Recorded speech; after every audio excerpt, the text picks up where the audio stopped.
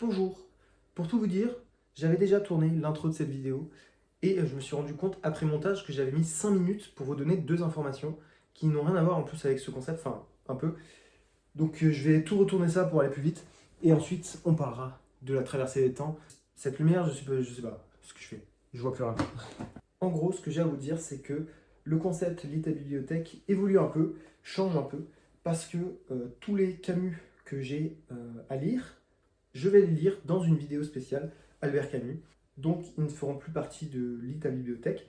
Et j'ai un deuxième concept que j'ai pas commencé à tourner, mais ça ne serait tardé, qui s'appellera Lire des pavés. Et là, je vais lire des livres qui font plus de 550 pages. J'en ai qui font 600 pages, j'en ai qui font 850 pages, j'en ai qui font 1000 pages. Et voilà. Dans Lire des pavés, il y aura les deux Dostoïevski qui me restent, c'est-à-dire Crime et Châtiment et Les démons. Il y aura aussi les deux Jules Verne qui sont 20 milieux sous les mers et L'île mystérieuse. Il y aura aussi John Steinbeck et Les raisins de la colère. Et le Ernest Hemingway qui s'appelle Pour qui sonne le glas en français, donc ça fait 6. Ce qui fait que sans les Camus et sans les gros livres, dans Lit ta bibliothèque, il nous reste 10 livres que je vous présenterai en fin de vidéo.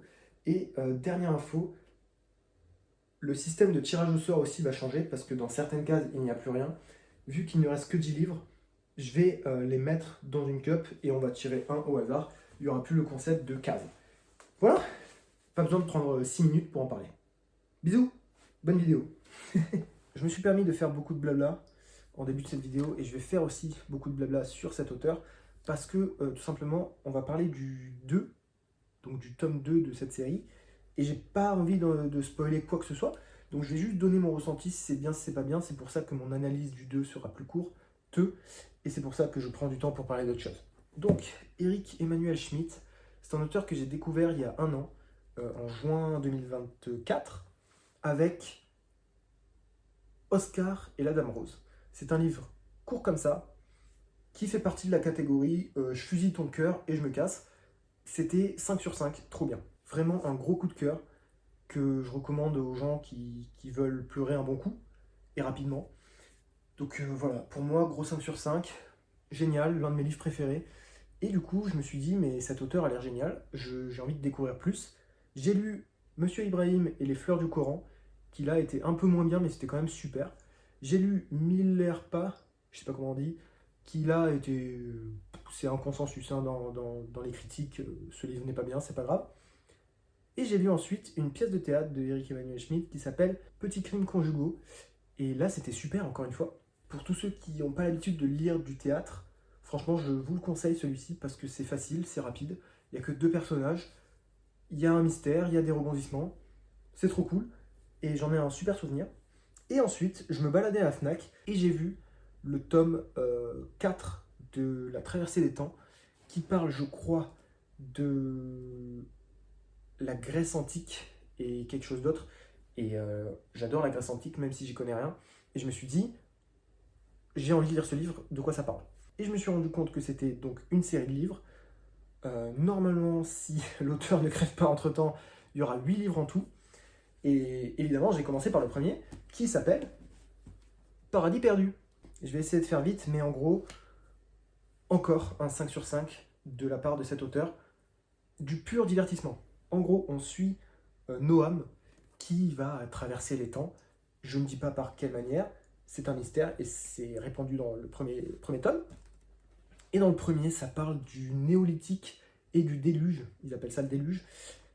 Et en gros, je trouve pas que ce soit le personnage principal au début. Je dirais que le personnage principal, c'est vraiment son père, parce qu'il décrit tout ce que fait son père. Son père est le chef du village dans lequel il vit.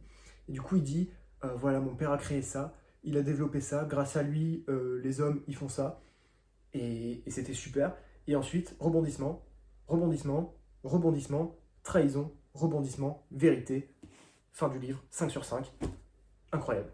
Je sais pas si c'est parce que je l'ai lu il y a un an et que j'y connaissais un peu rien à la littérature, entre gros guillemets, mais franchement, du 5 sur 5, comme j'ai dit, si vous voulez vous divertir, ça fait 600 pages, mais ça se lit super vite et c'est super bien. Et ça fait partie de ces livres qui, jusqu'à la dernière phrase, le dernier mot, te choque. Donc, te choque en mode rebondissement encore. Et je dis rebondissement, rebondissement, ça a l'air chiant, mais c'est fait naturellement et c'est trop bien, quoi. Donc si vous avez envie de vous lancer dans une série, dans une grosse série, allez-y, je vous recommande franchement, parce que c'est trop bien. Et j'ai attendu 1 an pour me lancer dans le tome 2, qui s'appelle lui La Porte du Ciel, et qui va parler de Babel et je sais plus. Qui parle de Babel et la civilisation mésopotamienne. Ensuite le 3 parle de l'Égypte, ensuite le 4 parle de la Grèce, avant Jésus-Christ, le 5 de la Rome et de Rome et de la naissance du christianisme, le 6 de l'Europe médiévale, le 7 de la Renaissance et découverte des Amériques, et le 8, pardon, le dernier, révolution politique, industrielle, technique. Bref, traverser des temps quoi. J'ai allumé parce que je crois qu'on voyait plus rien. Donc, j'ai commencé le 2, je suis genre à 230 pages sur 620, donc il me reste 390 pages à peu près. Et déjà, ce qui me surprend comparé au premier, c'est que, comme j'ai dit tout à l'heure, le premier, il vivait dans le village et du coup, il décrivait ce qui se passait. Et je trouvais que c'était naturel la description du monde parce que la traversée des temps, c'est ça, c'est expliquer l'évolution de l'humanité. Et dans le premier, je trouve que c'était très naturel. Et dans le deuxième, je vais rien vous dire encore une fois, mais il part à la recherche de quelqu'un. Et à travers cette recherche, il va à Babel et il découvre. Et je sais pas, je trouve que c'est un peu moins naturel. Et je trouve aussi que c'est un peu long. Là, ça fait 230 pages, il a toujours pas trouvé. Il faut qu'il se passe un truc à un moment. Donc voilà, comme je vous ai dit, je vais moins vous parler du deuxième. Je vais juste vous dire si j'aime ou pas. Et je vais continuer à lire ce bouquin. Et normalement, si tout se passe bien et si je garde un bon rythme, dans 3-4 jours, j'ai fini. Peut-être, si je lis 100 pages par jour, imagine. Franchement, c'est rapide, je vous le dis. On se fixe ça comme objectif. Je reviens lundi. Je croise les doigts.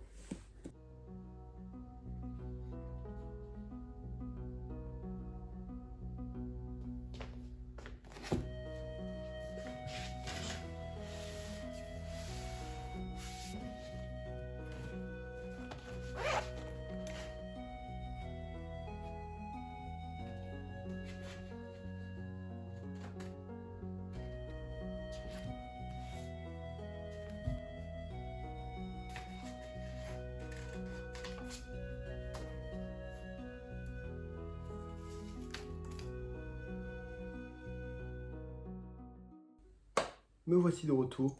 Nous sommes mercredi. Je pensais le finir lundi, mais entre-temps, il y a eu une addiction à des jeux vidéo incontrôlable. Donc voilà, je l'ai fini ce matin, mercredi matin. Et je suis trop content, parce que c'est un gros livre quand même. Ça fait du bien à la tête. Il y a plein de choses à dire.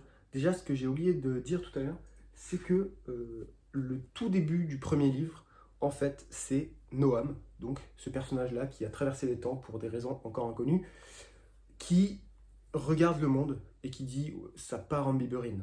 Là, il faut que je fasse quelque chose. Et il décide de se poser à son bureau et de raconter toute sa vie. Donc, cette traversée des temps.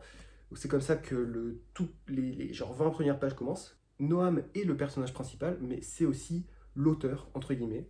Donc, à travers le premier, à travers le deuxième, à travers toute la série, je pense, il va nous faire des notes en bas de page qui relaient des faits réels. Par exemple, à un moment, il va rencontrer la reine Kubaba, je crois qu'elle s'appelle, reine de Kish.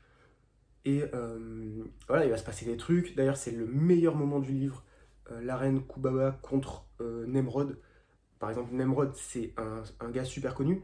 Un gars super connu, c'est super réducteur de dire ça. Mais c'est un personnage de l'histoire assez connu. Et du coup, ça va devenir un personnage de fiction. Mais à un moment, il va mettre des notes en bas de page pour dire, voilà, moi je vous raconte ça, mais dans la réalité, l'information a changé petit à petit pour devenir cette information-là qu'on connaît de nos jours. Ou même sans forcément parler de personnages existants, il va nous parler de mythes, ou alors de personnes, ou même simplement de bitume. J'ai regardé une interview de l'auteur, et il dit, on avait oublié, mais le bitume a existé au temps de Babel. Et du coup, il nous donne cette petite information-là en bas de page. Bref, c'est super. Et à part ça, avis global, rapide, il y a eu un nombre de révélations, encore une fois, incroyable. Des fois, je la voyais venir à des kilomètres. Des fois, l'information me choquait pas du tout. À un moment, il y a eu une énorme révélation, peut-être la plus grosse du livre. Et j'ai lu ça, j'ai fait « Ah oui, évidemment ». Donc j'étais moins choqué. Il y a quand même des révélations qui m'ont bien choqué, donc c'était cool. Au niveau des personnages, Je trouvais qu'il y avait un gros souci d'ego par moment, mais ça c'est normal. Et sinon, il y a des passages dans le livre qui sont incroyables, qui vont me marquer pendant longtemps, notamment avec la reine Kubaba, qui est le meilleur personnage de ce livre. Donc voilà, un peu moins choqué que le premier tome, évidemment, on s'habitue, mais quand même une super lecture, avec des points négatifs, des points positifs. Donc pour finir, je vais lui mettre une note de 4 sur 5 à La Porte du Ciel de Eric Emmanuel Schmitt. J'ai quand même kiffé. Et oui, dernière chose, je trouve que la fin était un peu rapide. C'est un livre de 620 pages, il aurait pu faire un livre de 650. Et c'est pas souvent que je dis ça.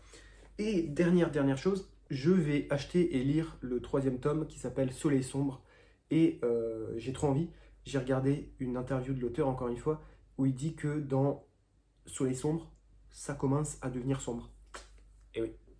Non, mais ça commence vraiment à être dark. Le personnage principal commence à péter un câble.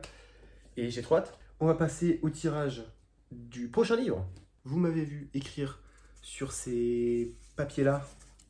J'ai essayé d'écrire plus gros que d'habitude, mais je crois que c'est un petit échec. C'est pas grave. Donc, il en reste 10. Il reste l'Odyssée d'Homère, l'apprenti assassin, l'attrape-cœur.